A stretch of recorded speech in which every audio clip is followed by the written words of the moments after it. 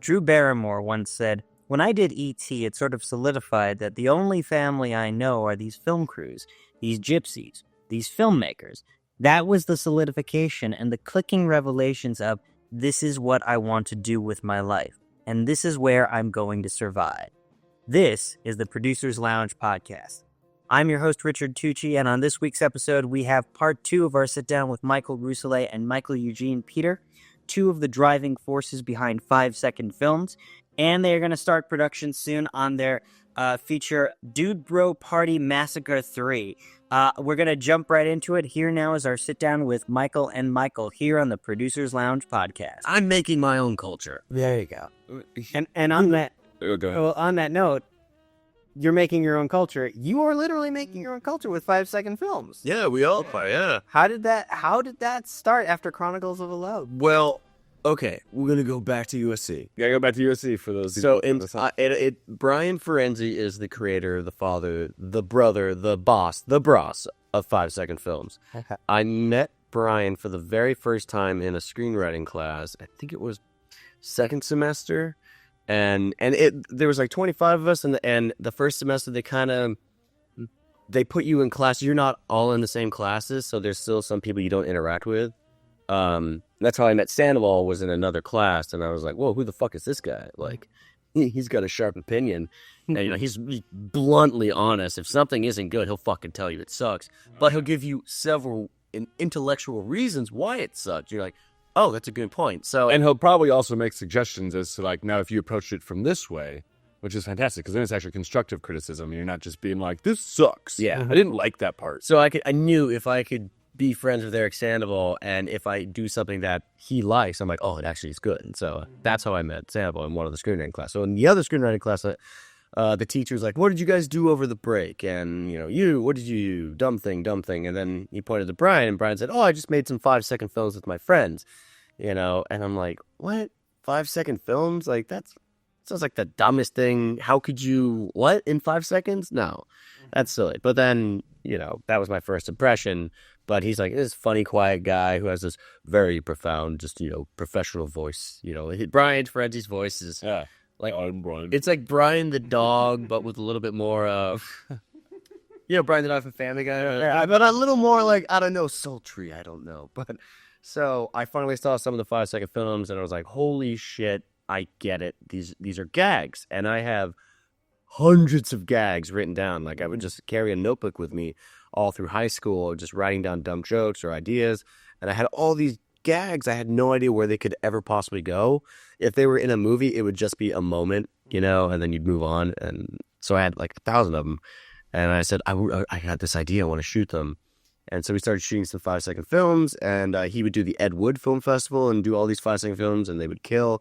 And then when we graduated in 2008, Brian came to me and said, I want to do a website, and I just want to do 5-second films, and I want to do it every single fucking day. And I said, Brian, I'd love to help you, but for the love of God, can you just make it 5 days a week?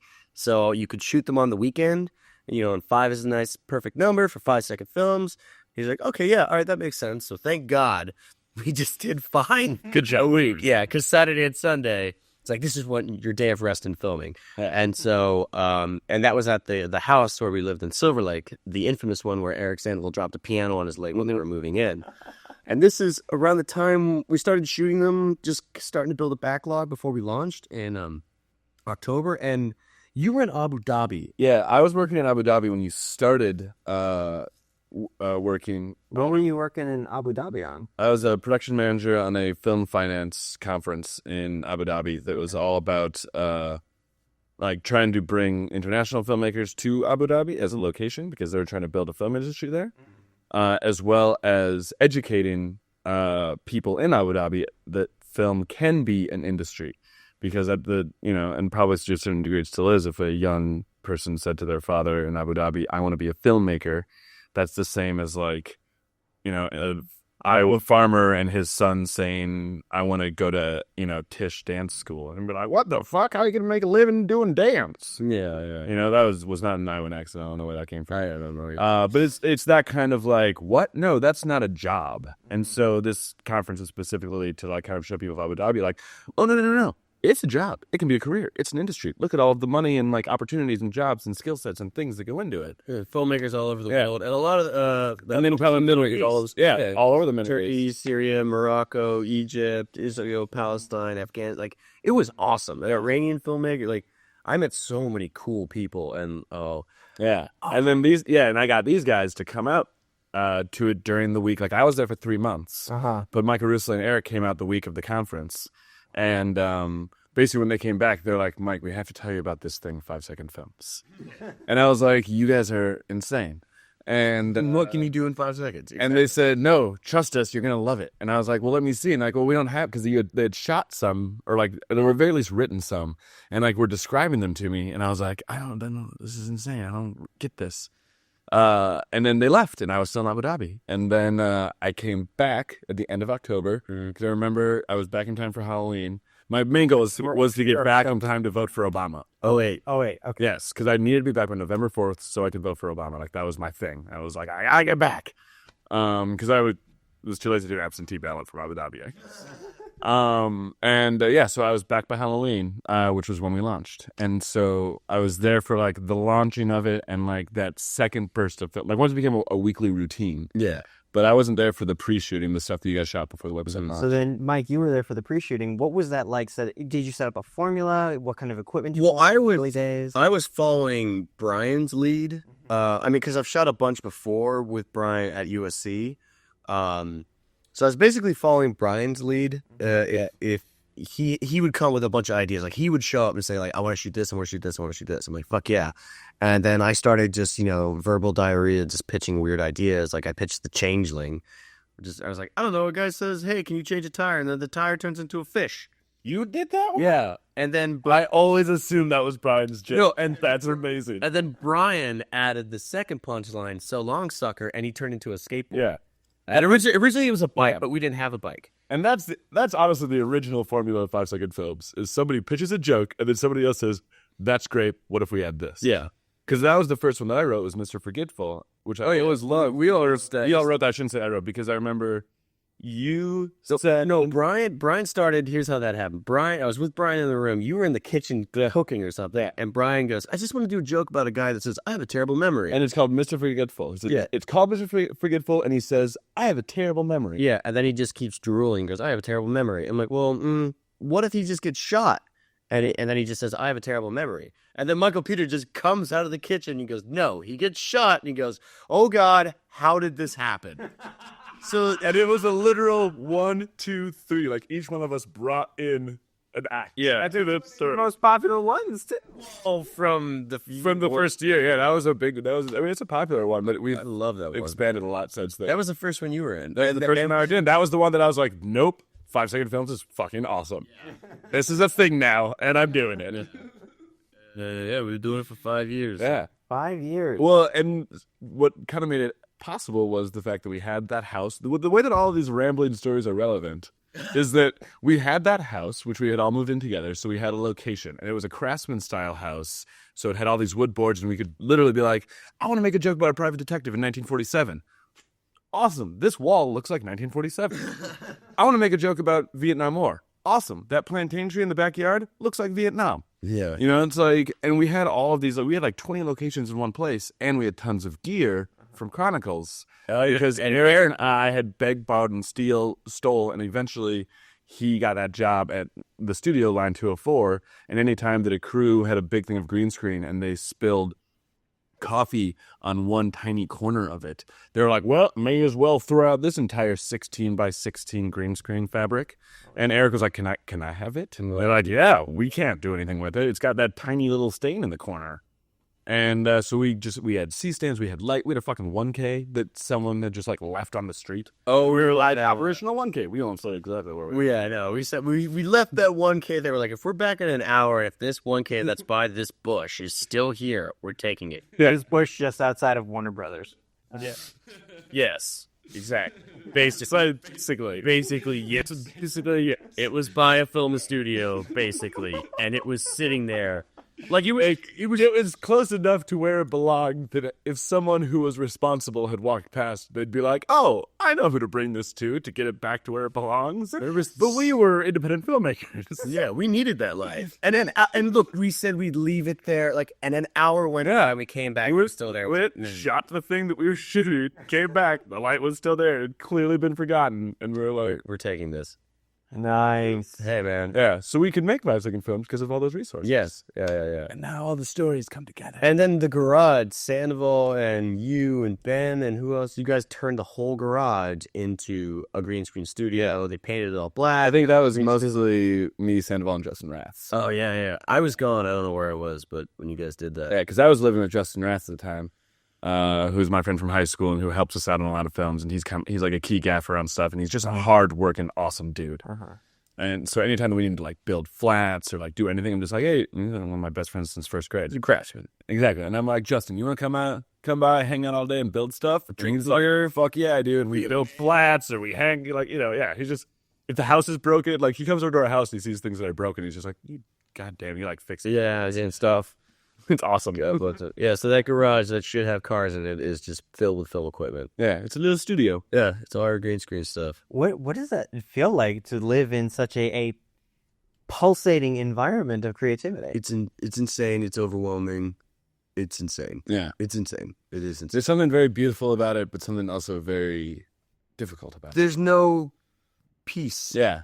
I mean, yeah, there's no stop to it. You escaped. What's it like? I had to escape. He recently moved out, and Mike James moved in. And the thing is, it's like, if anyone moves into that house, they have to be a filmmaker because they will lose their fucking mind. Yeah. When Tim Ciancio moved in, which was a godsend, out of all the people that could have moved in. Oh, Tim was the best.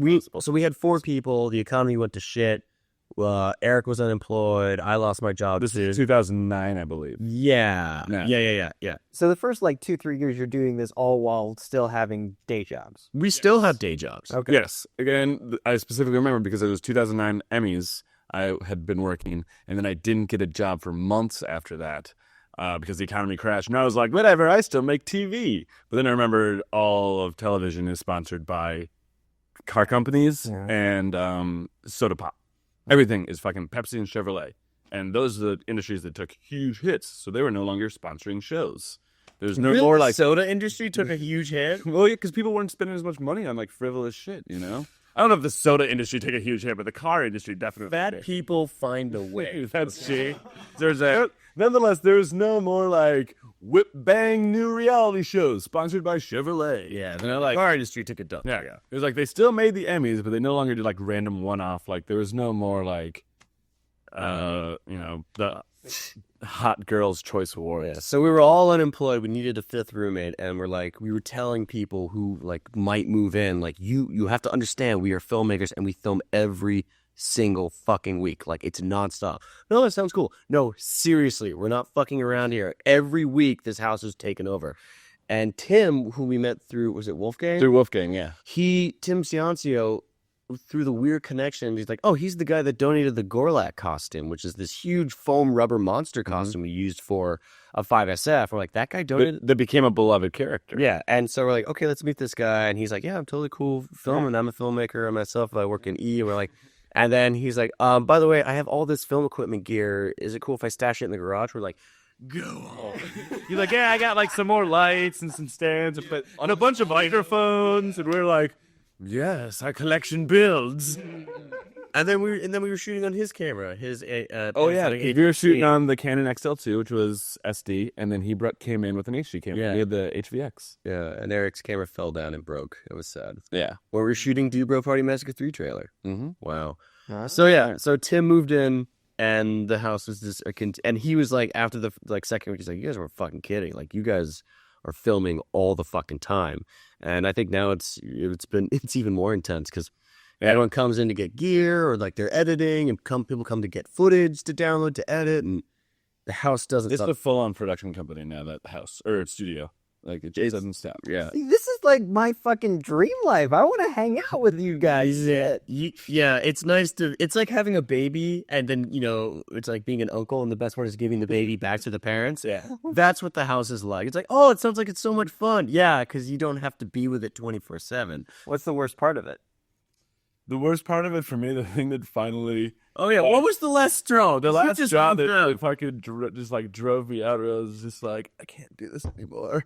Was because I had by this point had stopped taking award show jobs and was just trying to support myself through 5-second films, Uproxx Video, whatever like random hot jobs I get, like as like an editor or whatever.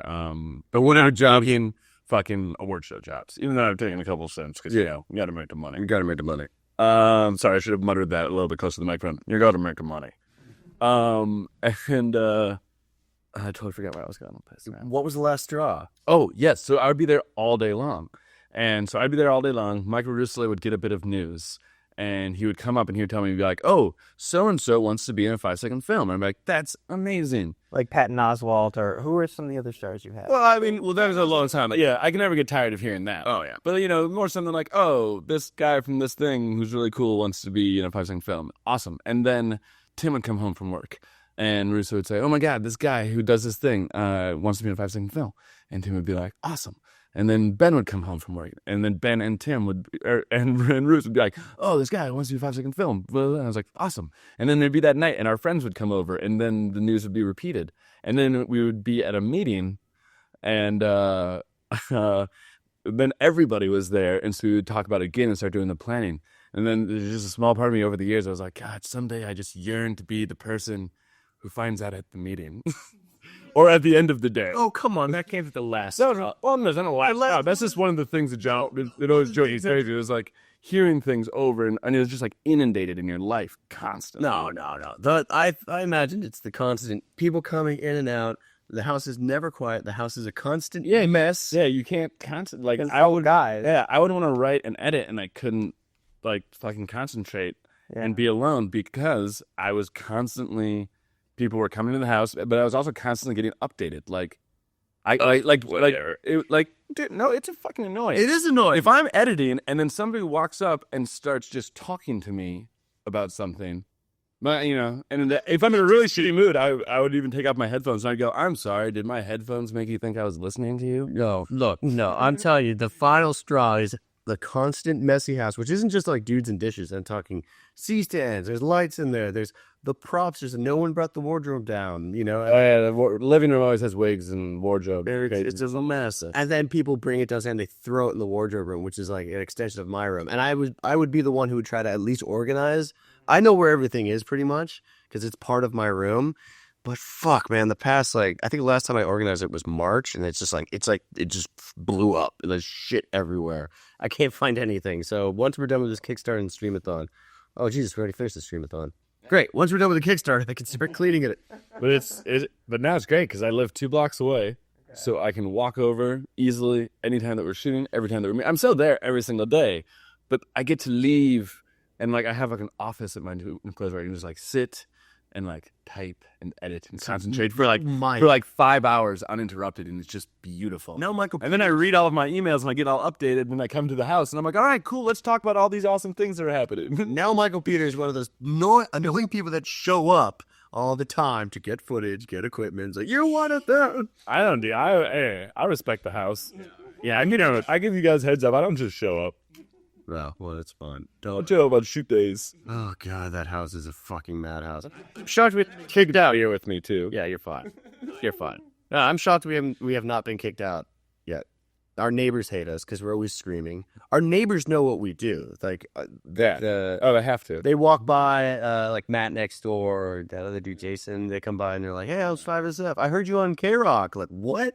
Oh, yeah, you were on CNN. Oh, yeah, our neighbors totally know about 506. How did you... By the way, you totally blew up with... You've got Patton Oswalt and other celebrities in your films. You're on CNN and K-Rock. You've got a deal with Uproxx, which... Yeah. What is Time Magazine named us one of the top 50 websites of 2013. Holy fuck, dog shits. Yeah, that was a shock. That was fun. That was always fun email to wake up to. It was like, oh yeah, I titled it "So Guys," Like the scariest subject. I was like, oh no, who died? or like something was stolen. Yeah. They didn't even contact you. No, you just found it one morning. So a fan posted it on my Facebook wall, and I was like, okay, that's cool. And technically, if you look at the list when you click through, we're number 9, but there's no numbers. I'm doing quotation bunny ears with my fingers. You click through it like number 1. There's 50 of them, and technically we were like quote unquote number 9. We're like the 9th click, Like, Yeah. Rousselet was like, we're number 9 on the 50 most important websites. Yeah. It really burst my bubble. Yeah, he was like, well, they're not really ranked. Like, there's no real numbers. Like, shut up, Whirly. Yeah, and Rousselet was like, fuck you, we're 9 clicks in, we're number 9. Oh my God. How does it feel to be like elevated to this stature? To It feels awesome, but Yeah. I wish It feels pretty cool. I didn't have to worry about my rent. Yeah. And I wish we could just be like, okay, hey, we're assigning you this production manager who's going to help you out with all your 5SF planning. You get a maid who's going to clean up the house. Yeah. If we could get a real production office where like we could live away from it and have a place to go through and create, that would make me feel happy. Well, and part of the problem of getting recognition as this autonomous like production company workforce with everything that we have to just create it is then now everybody who wants to work with us is like, cool, so you guys can just create it, right? We're like, yeah, can you give us some money first? And they're like, no, just make it and then we'll buy it from you. Yeah. negative pickup deals. Yeah. But it's very validating. And then like when the whole thing was, But it is amazing. Yeah, it's amazingly validating. and when Vine came out, we were like, Sorry, Vine? Vine. It's Are a you being sarcastic? No, I Vine. Sorry. The I app? love you. Oh, you're great. It's a Twitter thing where basically it's called Vine, and with your phone or whatever, you can record a 6-second video. And then he uploaded to Twitter. And then you upload it Vine. to Twitter. And Oh, then- wait a minute. I know what this is. My Yeah. buddy George has been trying to get me on this for weeks now. yeah. And it's like, but they're 6 seconds long. Okay. And so when that came out in February, all of a sudden we had this huge spike in traffic. We're like, whoa, what's going on? Because everyone on the tech blogs was like, oh, Vine, but this is just like 5-second films, but with 1 extra second. And like we got linked and everyone in the comments like, oh, this is just like 5-second films, but with one.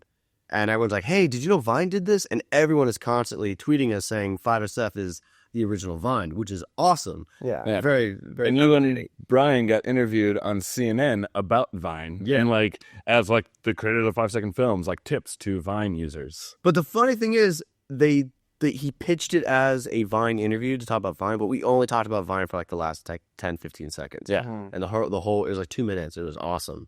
So that was, Google could have made it 5 seconds, and they just destroyed our website.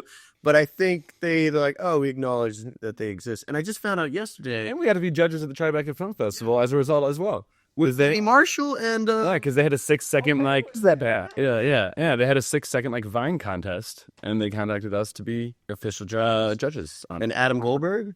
Yes. Adam Goldberg and Penny Marshall were judges. Were the other of those. judges. I was told that Instagram is now doing 15-second films where you can get filters, and they'll put filters on it so you can like hipstagram everything now. Yeah. And shoot a video. So I'm like, oh, okay. Well, whatever. Short content is no one has time anymore. Yeah. And So now you can make Vines that look like 300. yeah. There's an ab filter. That's amazing. An ab filter. So you just like shoot someone and their stomach just goes. Why have muscles now? Sparta 2, green screen the movie. Well, let me ask you. This Uprocks deal is a negative pickup deal for short films for them. Negative? No. The Uprocks one isn't. What do you mean negative pickup? Oh, Like paid after the fact. The Uprocks one the Uprocks one was one of the first ones that we did get an upfront oh, good. payment, and that's Jarrett Meyer, who is amazing and has really kind of brought us into the Uprocks community and family, and is fucking great. So a little history on Jarrett. He started Ruckus Records with Mos Def and Talib Kweli, which went into like Lyricist Lounge and stuff like that, and that was his background in music. And then he founded Uproxx, this website. And then he co-founded Big Frame, this like video production or video management company that managed like Jenna Marbles and shit. And that's how like he knew like these YouTube vloggers were getting paid buttloads of money, but he hated their content because they're just talking to a camera and being pretty and being like, Yeah. but he loved our stuff. And we had done a couple top 20 compilations for Uproxx because we were all fans and went to the blogs and stuff. And they posted and they got great views and like millions of views. And he hit me up at one point and was like, would you guys want to maybe try to make videos together? So we kept talking about it, and that's how we came upon Uproxx Video, which is now part of the Uproxx community. And every week we put out sketches that are like 2 to 5 minutes long each. At one, like one of the coolest things I ever heard was he was talking to one of his friends who had started the Blue Man Group and was telling them about 5-second films. And the guy didn't get it. And he was like, 5-second films? What is that? That can't be anything. And he goes, look, man, you said the exact same thing about Most Def. And I'm telling you, trust me, these guys are like the Most Def of internet comedy. Whoa. That's the story they told me. I was just like, you told the founder of Blue Man Group that I'm like Most Def? That's awesome. Yeah, it was like what coolest analogies and everything. It was like us, like us, like man, fucking Most Def, dude. I guess. But you are going through the thing where you still have to have day jobs. Yeah, you know, we don't make a tremendous amount of money from Uproxx. It's still like, but he gave us a little bit up front so we could start shooting stuff, and then we get a little bit of money with every video that we deliver. Well, the thing is with I'm just wondering, like with everything you're working on, all the videos, and then all the people who are just copycatting, basically Instagram and the Vine and all of this. Have you thought of? I mean, what other avenues are there for not specifically for you guys, but for like internet monetization that you've looked at that maybe work or don't work? There's no money in the internet at all. Well, there's lots of money in the internet. Well, okay, for advertising, but I'm saying like, we have 300,000 subscribers about right now on YouTube, and I mean we have like 1,300 videos. So all those videos are monetized, and I think we pull in not much, maybe like I don't know, like $1,000 or $2,000 a year? No, a month. But there's 12 of us. Yeah, that's the thing to keep in mind. There's 12 of us, and we have 15 of us or something, and we have very high standards. So if we were one person with a laptop that was pulling down at least pulling down those kind of numbers, we would be making that amount of money just for yourself. But also, companies are much more likely to come in and like sponsor you. Like for instance, a lot of the women who do those like beauty vlogs, you know, where they talk to the camera and then just like, hey, today I'm trying out this, you know, makeup, and no, I really like this one, or oh, this one's not so much for me. They companies so like much money. Revlon will see these if they get enough viewers, and they'll be like, hey, we will give you all the free makeup plus tons of sponsorship money if you use our makeup instead of a good review. Yeah, instead of these other people's makeup. And so, like, there's tons of ways to make money off it. It's just difficult for us sometimes because we're web comedy. Yeah, we're very short and long. We're very short and long, so you can't roll a commercial. No. There are 15 of us, so they don't really know who to. You know, they're like, "Whoa, you guys are a huge, intimidating group." You know what I mean? Yeah, because we're all right. Yeah, You don't have an attorney to act as like a point. Oh, we do an attorney. Okay. We have an attorney, but we just like in terms of like they're like, who's the leader? And we're like, we're a team. You know? And they're like, but you are also loud and funny and scary. Yeah. We were approached by one company. I won't say who, but I was really hoping this deal was going to come through. When they wanted us to write, they were going to animate it. All we had to do was write, and we're like, that's awesome. We can totally do that. We just write and you guys animate it. That's a dream. Yeah. But they were hesitant because they're like, well, we can't hire 15 of you. It's like, no, that's fine. Yeah. We'll come up with the ideas, and whoever came up with the idea in our group will write that script, send it to them, and we'll invoice you to this person. And they just kind of didn't feel too comfortable, and they were intimidated by us being 15, that they thought it would just be this weird legal issue or something, and that they didn't want to pay 15 people. They just wanted to pay 2 or 3. Yeah. We're like, you could do that if you buy the script. Yes, the 2 writers who wrote that script. Because we're all responsible amongst ourselves to know who wrote it and who actually didn't write it, that we can Well, if I may play devil's advocate for a second, why not set up an incorporation for 5-second films, and then you're all shareholders? And then We have an LLC. We have 5 Second Films LLC, which we're all shareholders in. okay. And that's how we do it with Uprocks as well. It's like they paid the money to 5 Second Films, but I don't know. It just kind of comes down to like a leap of faith in a way. Like you kind of, if like before people give us the money, they have to kind of just have this leap of faith that we're gonna do it. We're gonna be, we're like everyone's gonna be kind of involved and also like get whatever money they deserve. And very few people take that. Jarrett Meyer took that leap of faith. A couple other people have been like, you know what? Yeah.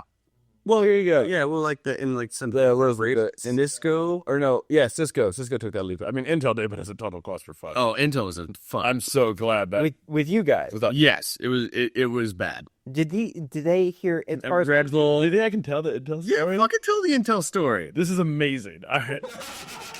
This is a producer's like nightmare and wet dream after. Yeah. So we got hired by this ad company to make ads for Intel, which Web ads. Which were all about their new processor that we're gonna make it amazing. And we're like, okay, cool. We like sent them some ideas. They came back. They're like, those ideas are hilarious and insane. We don't want to do any of them. We had an idea. Not we as in Intel. Yeah, Intel, or like that knows the ad company.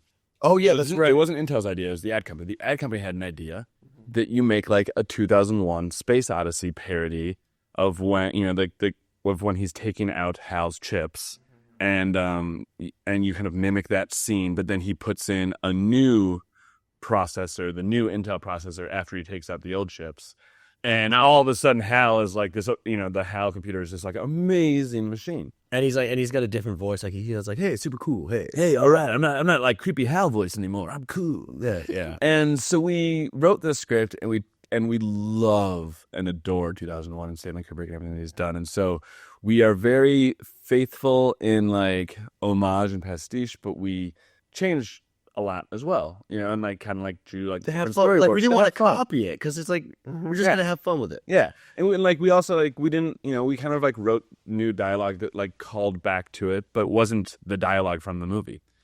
And their response was basically like, no, like do like a shot for shot recreation of it.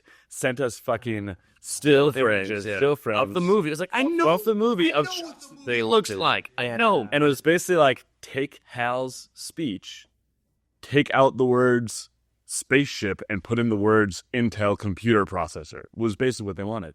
I hope they're paying something to. Yeah, they're paying us. Stanley Kubrick Society.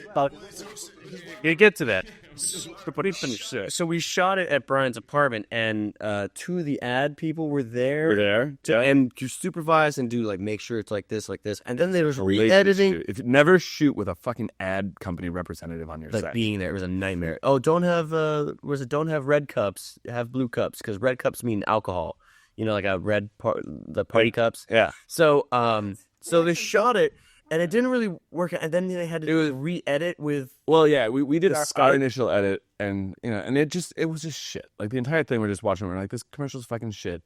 It's a total 2001, just like rip off, not even in a cool way. It's fucking awful, and it was terrible. And then they didn't like the first cut, so Brian then had to set up a Skype like webcam situation where he was editing, and they could see over his shoulder, and were dictating over this. They're like, okay, no, try putting this shot next to that shot, and he'd do it and replay it, and they'd be like, no, and like we're fucking editing with him via Skype. It was insane. And they were on the East Coast, so he had to wake up earlier to do that.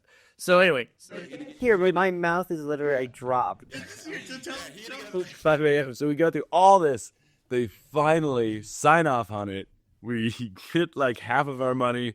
We're gonna get the rest, like once we invoice them the next amount, and they get back to us, and they're like, no, they send it to Intel and Intel's legal department. Yeah, they send it to Intel, and then Intel, of course, obviously forwards it to the legal department, and the legal department is like, there is no way in hell that we can put like why, and the Intel, the company was like, why didn't you change anything? Why didn't you copyright? And he's like, you literally copied it shot for shot, dialogue for dialogue. You just ripped it off.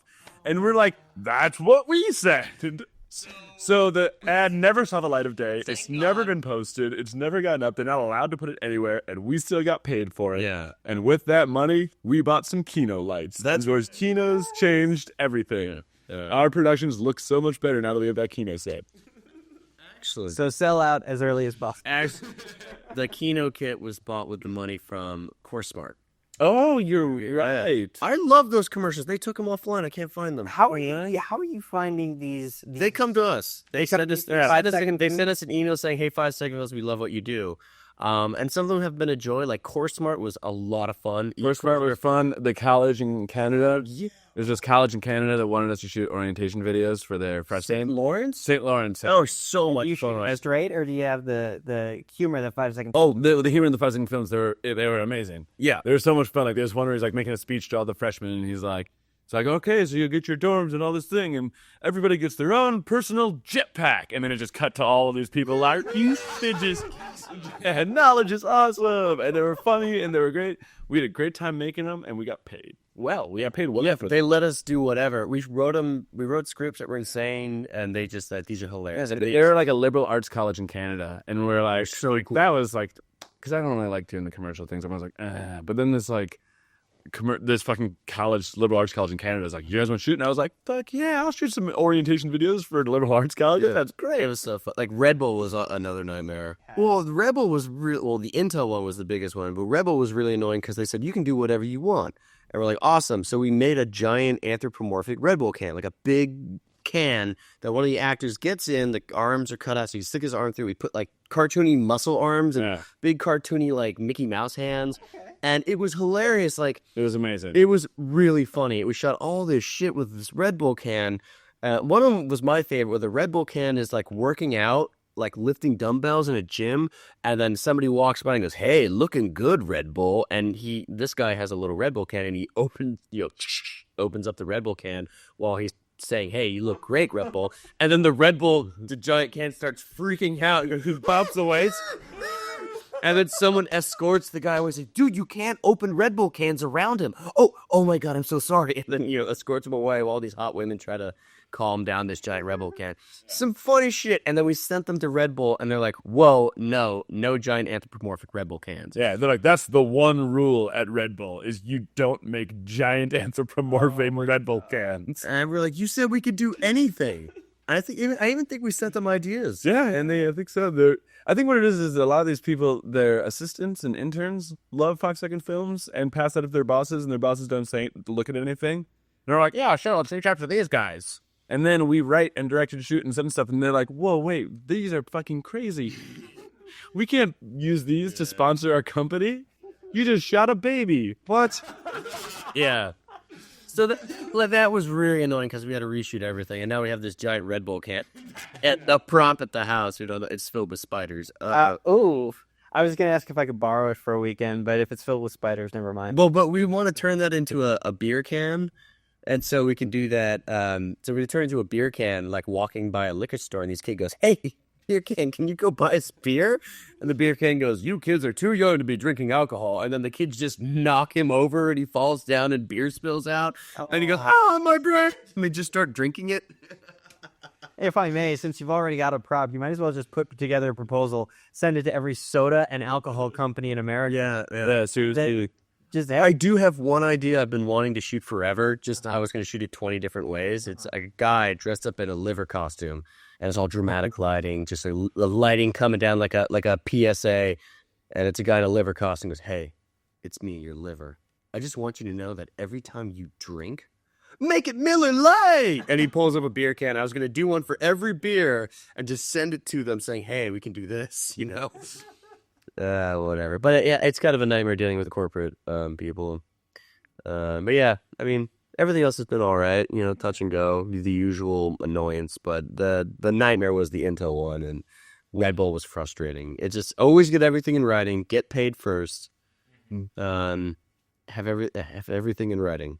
Just get paid. You don't fucking do anything until the contract's signed and the agreements are. All right, in that case, let's wrap it up. Let me ask about Dude Bro Party Massacre 3. Oh, fuck yeah. Dude Bro Party Massacre 3. Oh my God, I can't wait for this movie. So Dude Bro Party Massacre 3 is based on a 5-second film that John Worley came up with. I think it was John Worley and Sandoval. They keep saying I was at this screening for Slumber Party Massacre and Black Friday, but I don't really remember it too well. Maybe I was. I have a terrible memory. But Liz, Mr. Forget. Don't shoot him in the knee. Yeah, don't. We need him. Yeah, you should be an idiot. It's just a mortal wound. It is not a significant bullet. So Worley, it was Worley who came up with the idea of It's a mortal wound. That means you die. I think you meant flesh wound. flesh wound boots. Oh, it's just a mortal wound. As he bleeds out and dies on the couch. Don't worry, I'm fine. I'm fine. Hey, not on this microplane. That's true. Micro sweet. All right, so Worley came up with this idea about instead of the women being objectified and killed by a crazy sexual deprived male, it is now the men who are being objectified and sexualized, and it's a female killer, a sexy female killer who's the monster, and how the men are actually terrified of women in a certain aspect, and so we shot a 5-second film called Dubrow Party Massacre 3 in like 2009 around Halloween, and then it was fun. We thought it was really goofy, and then about a year later we're like, we should make longer content. Let's shoot a joke trailer. Well, what would be a really funny one to do? Well, we already shot. We were trying to pull back from the catalog that we already had, and like, oh, well, Dubrow Party Massacre 3 actually is a mini trailer in 5 seconds. Let's just make that into a minute and a half trailer. We even used some of the footage from the 5-second film. And so we shot this whole trailer, and it was a lot of fun. We never thought we would ever make it into a real movie. We just did it as a goof. And then, like, last year, we were like, let's make a fucking film. Let's do this. Well, because we decided to bring 5-second films, the daily production of 5-second films, to an end. As of this coming and Halloween, which will be our 5-year anniversary. So 5 years of 5-second films, 5 days a week.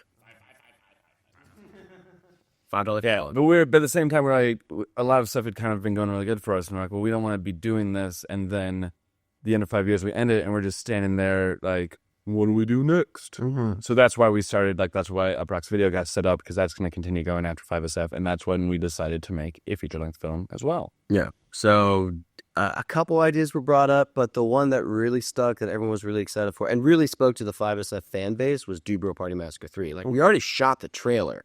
So people can see kind of what we're doing. Yeah. But and so we decided to do that, and we wrote the script and how the screenwriting process was hilarious. This is so great. We all got together as the group, all the core writers who wanted to write this, and we all wrote kind of a pretty solid synopsis, a vague outline, a detailed character sheet, kind of what beats need to happen. Like 10 central characters. Yeah. And just kind of a general, this scene leads to this scene, which leads to this scene type of But a lot, still gaps. Yeah, still gaps. But it's very well structured from the sound of it. Yeah, it was. Yeah, it was structured just so that people would know where they're going when we did this. Yes, and it's still first act, second act, third act. Like, this is how the movie resolves, and this is where the character ends up. Who dies? This is who dies and how they die. That was the big part, because we had to figure out, because each character is killed by their death or by their fear.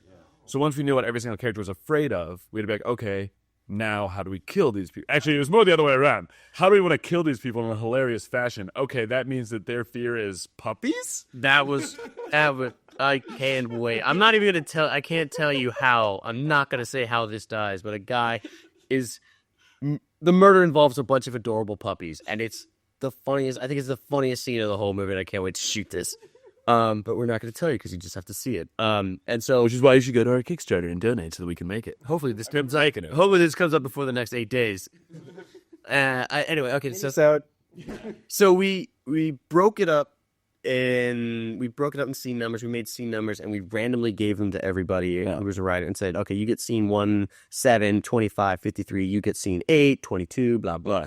And no one was allowed to talk to one another about what they were writing once we divvied everything up. So no one knew what came before their scene and where their scene was going. So yeah, and you didn't get to read anyone else's voice, the voice that you were giving to. We had character breakdowns. We knew what they were about, but whatever weird things that they said that you chose as a writer, you had no idea what other people were doing. Yeah. So my scene, one of the scenes I wrote was there was a murder I knew there was a murder that happened before. And it's all the bros hanging out, and I was like, well, fuck it, I'm just gonna add a weird memory flashback moment. Yeah. And Yeah. And like I wrote a scene where I had a line in there like, just like old times, bro. Exactly. And someone I didn't know had written the scene 3 scenes earlier where those two characters met for the first time. Yeah. And like introduced to one another. And then like without knowing that, I just was like, just like old times, bro. Yeah. Oh, yeah, and I wrote a line like, hey, man, stop. You fit on my case since day one. And like this character hasn't. He's just been not at all pretty nice. And then apparently then he had a problem in this scene for no reason. Like an argument just exploded. So anyway, Michael Peter then got all the scripts that we all wrote, all the pieces, then he put it in a linear fashion while he's like giggling over in the corner going, it's like, he's giggling at, oh, you'll see. Oh, you'll see. It's sweet. And then we did a table read and it was insane. It actually surprisingly held together. It worked. There was a couple times, like there's one moment where there was 4 scenes in a row that every single one started with a group of 4 to 5 of the bros entering the house.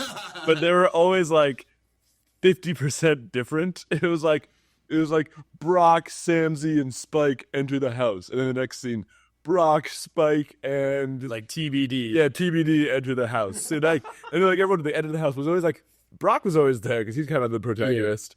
But there's always like different supporting bros entering the house with them 3 scenes in a row. And you're like, okay, that continuity there was a bit too much. We gotta fix that. So the reason why we did that is because we wanted it to have a B movie, like 1980s campy slasher film that just didn't really, it tried to be a great movie, but it was a bad movie. But it's really hard to just make a bad movie intentionally. Like you have to be sincere about it or put like a weird obstacle. And so the obstacle was like, well, let's just write it blindly. And so it does have this weird disjointed feeling, but it still connects. And we've done several rewrites to smooth it out and to condense it. Mike puts it best that we took every rule and advice about an indie film, that everything you should not do, and just shat on it. Everything that I learned before making Chronicles, we were throwing out the window. There's so many fucking characters. Like the principal rule, like this industry was built on a single location with 5 characters being killed. That's why Sorority House Massacre is so cheap, because all of the characters are in one location. Kill 'em, you're good. And we're like, no, we're 5-second films. We have like 74 speaking roles. He did in different locations, like all over the fucking place. I think well over 100 locations. Because it's just insane. I mean, it's like Kentucky Fried Chicken or Kentucky Fried Movie style. There's a plane crash. There's a giant like lake with underwater city. Yeah, there's underwater city filled with thousands of dead bodies. That's my favorite. I can't wait for that. I can't wait. Oh, yeah, that's my favorite scene in the entire book. Yes, I fought so hard to keep that. Or wanted to cut it. I was like, nope. Hey, holy shit! Yeah. So you're directing it? I'm producing it. You're producing it. I'm one of the directors. We're kind of. So it's a multi-director. It's kind of like, well, with 5-second films, it's not really one director. It's kind of like if you have the idea for a 5-second film, you're basically the director, unless you can just pass it off to somebody else. But it's still collaborative. Like everyone throws in ideas and everything.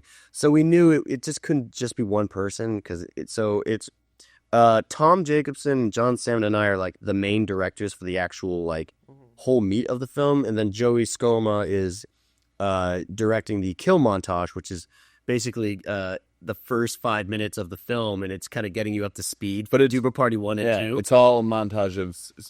I think the easiest way to break it down is, so Michael Rousselet, Tom Jacobson, John Salmon are directing Dude Bro Party Massacre 3. Joey Scoma is directing all of the scenes that took place in Dude Bro Party Massacre 1 and 2. Which don't exist.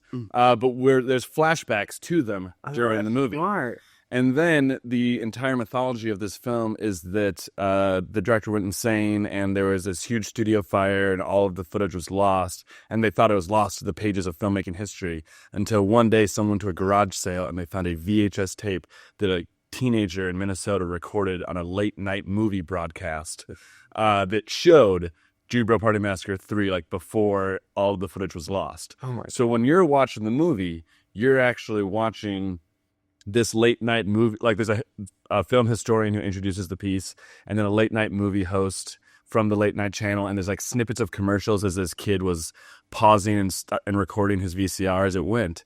And Tim Ciancio is directing all of the television segments. Like he's directing the like TV studio host who's going to like introduce the film. Yeah. This is either going to be a masterpiece in the Criterion Collection in 5 it's a Broterian collection. It's a Broterian collection. We have a Broterian Oh ghost. my God. We are hoping it will be a masterpiece. Yeah. The movie starts 3 times. There you go. It's great. Yeah. I can't. And also, Dave Gare, who's helping us produce it, like he read it, he was like, it's like you took every single rule of what you shouldn't do in a film. in the script, In a script. Like every single like writing rule, and you just broke them, but you broke them all so perfectly that it works and it's brilliant. Yeah. It's like had you left a single thing unbroken, it would be like, oh god, this movie's terrible. You know, but it's like, no, you broke every single thing in the China shop. You know, it's like everything is broken. It's hilarious. Yeah. And so we sent this script out to studio people, like real executive development. I won't say who and where because I still want to maintain these. Yeah, I still want to make movies with them eventually. But these are like real people who are like, we love 5-second films. Any script you guys are doing, we want to read it. And I'm like, okay, here you go. And we even mentioned this project to them, and they're like, yeah, I'm into it.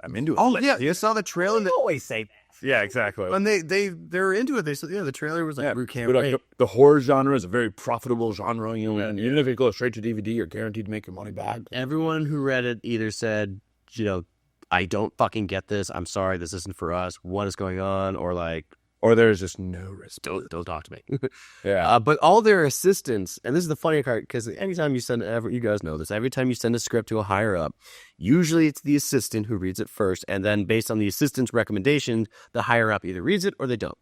Every one of the assistants read it because they're like, what, 20 to 25, 30, and they're like, this is hilarious. You should read this, boss. Boss reads it. What the fuck is this? They don't get it. And most of the assistants are telling me, they're like, this is really funny, and we think everyone over the age of 40 just doesn't get this. Because we're making fun of a very specific niche genre of bad cinema, and it's a slasher film, and we're taking all these... It's not like a spoof, because a spoof... It's not a spoof. It's not a spoof. A spoof relates specifically to one or multiple films like Scary Movie. Where not this is a take on an entire genre. It's more of a meta exactly. take on it. It is. Like, Dubrow Party Massacre 3 is a horror film.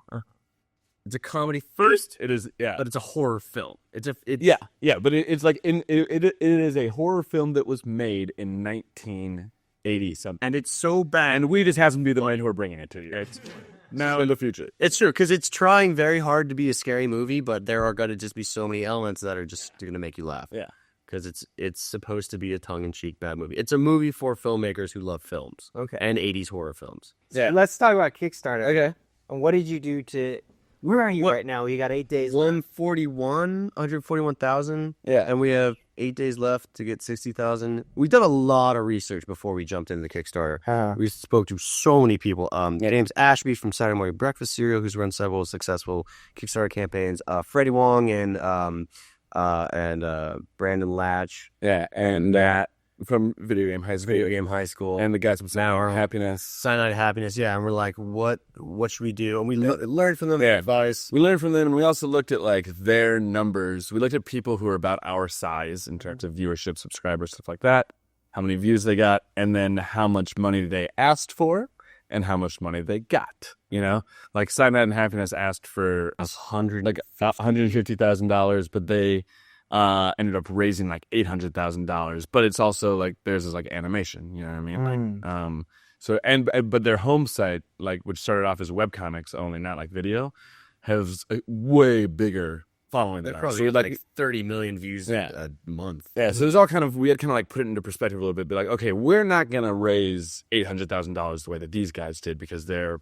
viewership is like way bigger. But we have and everyone really felt that we had a dedicated enough fan base and like with what we needed, like $200,000 is kind of like, because we're still intending on like, we're still bringing our own resources and money into this. It's just like, in terms of Kickstarter, so that we have a sizable amount of money that we can be like, yes, we can like really do what we want. We can make that underwater city. We can, have all the prosthetics to rip people's heads off and pay the makeup artist. Because, as much as we're willing to do this out of passion, lots of times, like, a lot of people got to pay rent. Exactly. Everyone has to pay rent. And like a lot of those technical positions, like if it's an issue between working on something that you like and where you're your friend versus turning down a job that day that's going to pay you $750 exactly. per day, yeah. A lot of people, which you have to understand, will say, Can't afford to do that. guys, I'm sorry, I really want to help you out, but I got offered this job and I got to take it. You know, And you're gonna do it SAG ultra low budget, or we're actually going to SAG new media deal, Because it's which is what goes in the distribution in a little bit. But we're going new media. okay. yeah. But it will be SAG, yes, because we have SAG actors in 5SF, and obviously Patton Oswalt and Peter Stormare and all of these people who want to be in it. What are some of the SAG. best tips you got about setting up Kickstarter? Because I heard like the bulk of your funds come the first week and then the last week. Yes, that was the number one thing that we got, which was you get a huge spike in the beginning, and then kind of nothing, and then a huge spike at the end. So when we planned out our Kickstarter, we planned out to have, basically like stunts and events going on the entire time, which is where the live streamathon idea came in. 4-hour-long streamathon. And so it's like, so we specifically structured it so we had kind of this initial huge burst. We made these kind of polished videos, and then the second week, we started showing these kind of more like personal, confessional, like us talking to the camera, being like, hey, I'm so-and-so from the group, and this is why I'm passionate about this project. And then in this now third week, we did the big live streamathon stunt, which like brought in like $15K. We brought in $17,000 in 24 hours. Yeah. So we got $10,000 just straight from the actual 4 live stream, and then we posted that on our website so people in Europe could see it. Yeah, and now over this last week, because we now have 8 days left. 8 days left. We're gonna dole out the highlights from that show to kind of because not everyone's gonna be like, Jesus Christ, a 4.5 hour, like almost 5-second film, but like we hard film. But there's like an amazing interview with James Ashby, and so like we take that James Ashby from Saturday Morning Breakfast Cereal, who is great with Kickstarter. So we take that little interview, release that so people can just watch that. And there are some sketches. And there's sketches and stand-up comedy and musical performances. We dole those out. And it's also our last week, so we're Facebooking and tweeting and going mad. And everyone gets to see, 8 days left. Shit. 6 days left. Yeah. 4 days left. And we're really pushing it on our YouTube audience because we have 300,000 subscribers. And that's how can we get a hold of these people? It's like we have to hit their inboxes with new videos. So we have to constantly remind them, like, these videos are coming out. Yeah. So I think 30% of our funds have come from YouTube, and then like 28% has come from Facebook from our friends and fans, and then it's like 16% from Twitter. Yeah. And we got lots of shout outs when it initially started. Like we tried to contact everyone who kind of had been good to us. Entertainment Weekly. Entertainment Weekly did a write up on us. New Media Rockstars did a write up on us. MTV Blogs did a write up. There's a lot of cool online press. Yeah, Cracked. We have a video up right now, and they did a scan on Cracked to support it. And these are people that have just covered you in the past. Yeah, they're friends and people that like our work, and either press people who like us or friends who happen to have jobs at Press Junkie. Yeah, gotcha. So yeah, and then some of the advice we got about the Kickstarter is basically a lot of your prizes should be from the $5 to $50. You should have a bunch of prizes from the $5 to $50 because a lot of your fans, probably won't be able to spend more than $50. Yeah. And the other thing that they kept in mind was like the don't be so quick to mail stuff because you have shipping costs. Yeah. So basically everything on ours from like $1 to $50 or something around 40 maybe is all downloads, like digital downloads of the years of 5-second films, of the Dude Bro Party Massacre itself, the artwork, of the posters, of behind the scenes. Just utilizing your already existing library of content. Exactly. And then once we go past $50, I believe, I don't have it right in front of me, but it's around that area. That's when we start mailing you the posters and mailing you the DVDs and mailing you the Blu-rays. And it's still a lot of the same stuff. You can still have all 5 years of the 5-second films. You can have the Broterium collection of Dude Bro Party Massacre 3, which includes, we taped that initial table read. You're going to get a cut down, like the 2.5 hour version of the streamathon. You're going to get fucking hours and hours worth of content. And some tiers you download it directly, and some tiers we actually mail it to you, and it comes in a cool case. And some tiers above that, we sign them, And then we have like our angel kind of like the people who are really down to throw like 2,000, like once you get up to that larger amount of money, it's like, well, for $2,000, you can be like a co-producer on the film, which is what Patton Oswalt. Yeah. Oh, and you get to be in it. You get to be in it for a certain, yeah. Yeah. So that was how we guaranteed Patton Oswalt could be in it because he paid us to be in it. Wow. So I don't know if we can actually legally pay him. I don't think we can. I will have to look into the legalness of it. But I don't think we're allowed to pay him to be in it because it's like a reward on Kickstarter.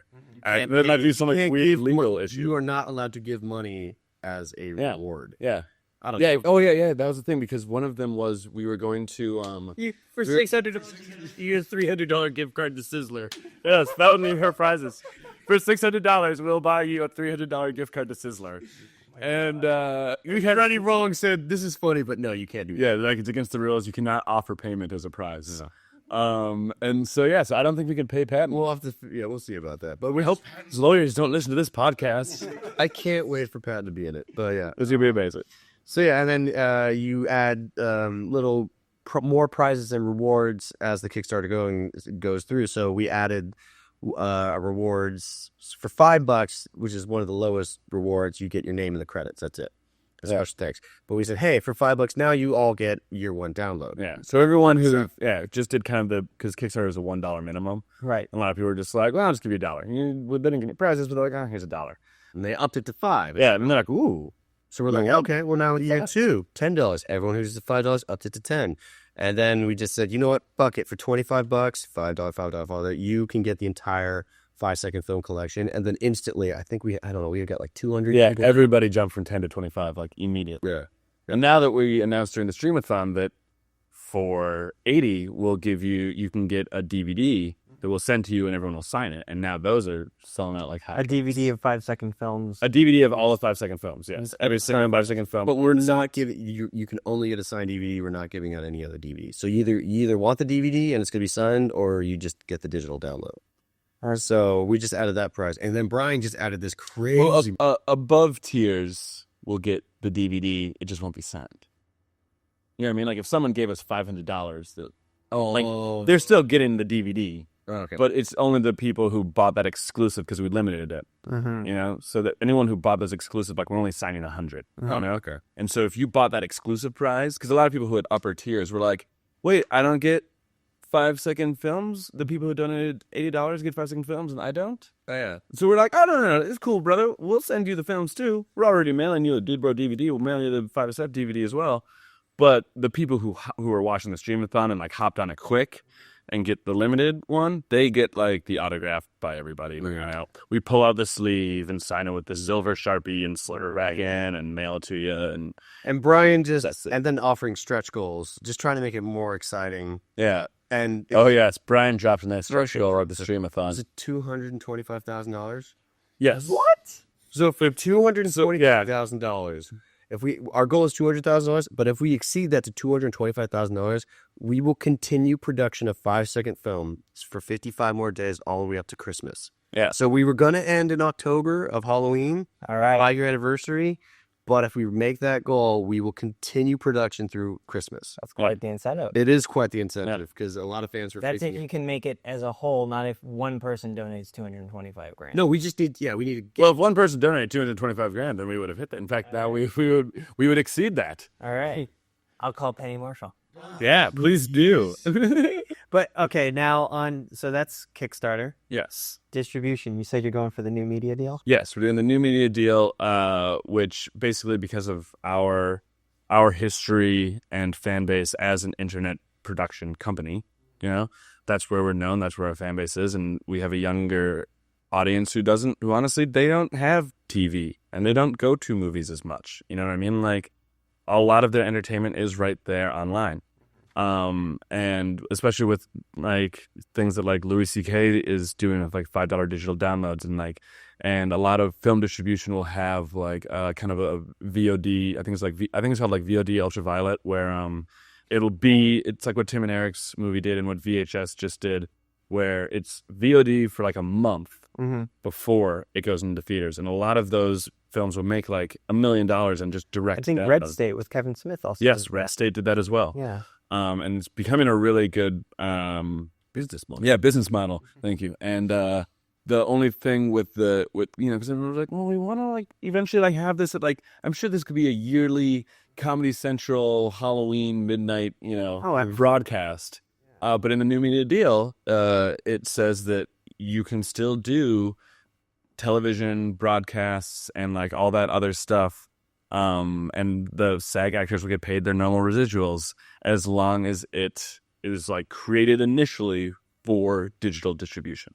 Gotcha. So as long as we stick with some sort of like, we can still do theaters, we can still do TV, and we can still do all this, but as long as it like has some sort of video on demand, $5 digital, like if we self-distribute, like digital download that people can buy, as long as that's like its initial kind of format. And is there a time frame for digital availability before it hits theaters? Well, that kind of depends on some of the people we end up doing distribution with, Gotcha. or if we distribute it ourselves. Like we're like meeting with people right now. No, I mean according to the SAG contract, Oh, like a minimum amount of time. I don't know. oh, no, not really. Is the only thing that's set is as long as it is.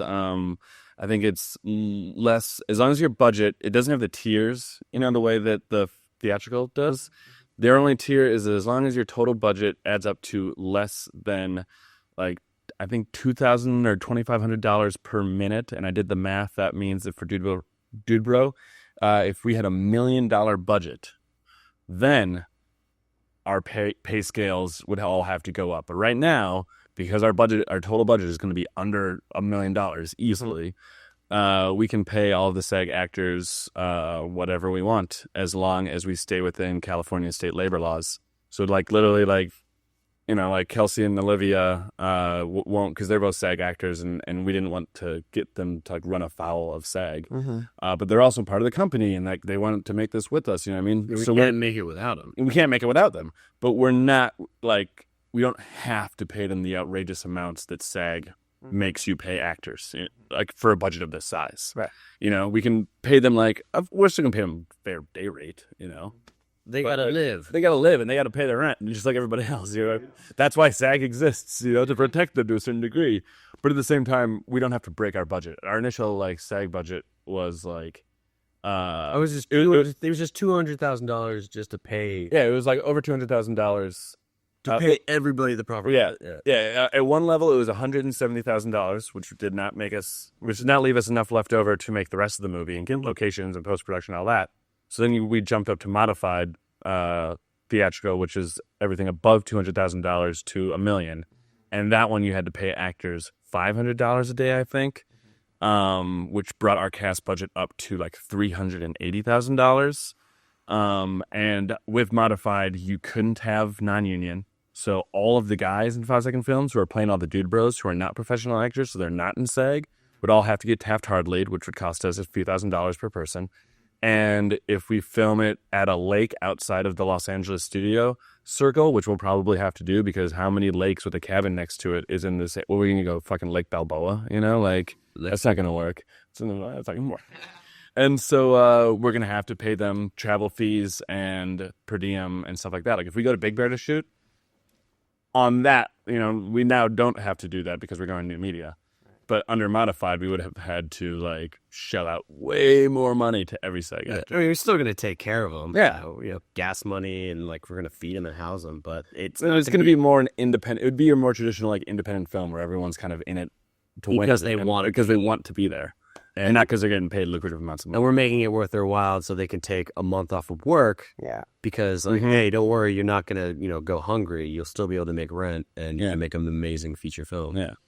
So, yeah. Do you have a location set yet for the cabin? No. We do not. We've got a couple feelers out. Email me, because I may know a guy who knows a guy. Very well, I love guys who know guys. But he's got a friend up that has a whole, if it's still available, he's got a friend who has a whole Central California cabin destination resort. Nice. Yeah. All right. So no, this cabin. I know when you think of horror movie by the lake and in the woods, a cabin, you think the Evil Dead type cabin where it's all scary and wood, made out of wood. This is actually funny because it's an old sorority house by the lake, so it's actually not really dilapidated. It's actually kind of a nice house. So yeah, imagine in a horror movie when they say we're going to our cabin by the lake. It's all shitty. No. Imagine American Pie when they say we're going to my rich dad's lake house.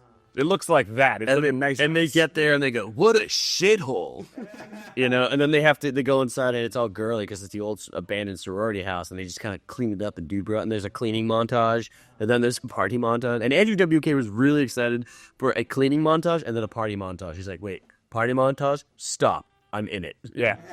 He's like, "Done." Yeah, Andrew WK is going to be in it. We wrote a party montage just for him. Yeah, it's going to be great. Yeah. All right. Well, we've just hit the 2-hour mark. Thank you guys for coming. Well, thank you for having us. And that's all the time we have for this episode. I want to thank my guests Michael Rousselet and Michael Eugene Peter from 5 Second Films. Check them out at 5secondfilms.com. Also, their feature film, Dude Bro Party Massacre 3, is on Kickstarter, and you can still donate on Kickstarter even though the deadline is passed. You can also find out more about their work and the other topics we covered by visiting the links for this episode on our website. Our banner image this week is by myself. Our music this week is The Dorian Menace by Producers Lounge fan Dennis Mitchelltree. Please check out his website at dennismitchelltree.com. We're starting to grow our Producers Lounge community, so if you'd like to submit either jazz music or banner photos for an episode, post a link on our Facebook page. You can like us on Facebook at facebook.com/theproducerslounge. Remember, you show your support for films by not downloading them. You show your support on Hulu by clicking on the commercials. And you show your support for podcasts by liking and commenting. And you can always check out our website, www.theproducersloungepodcast.com. Thank you again. I'm your host, Richard Tucci. Join us next week for more cocktails and questions. And until then, keep producing dreams.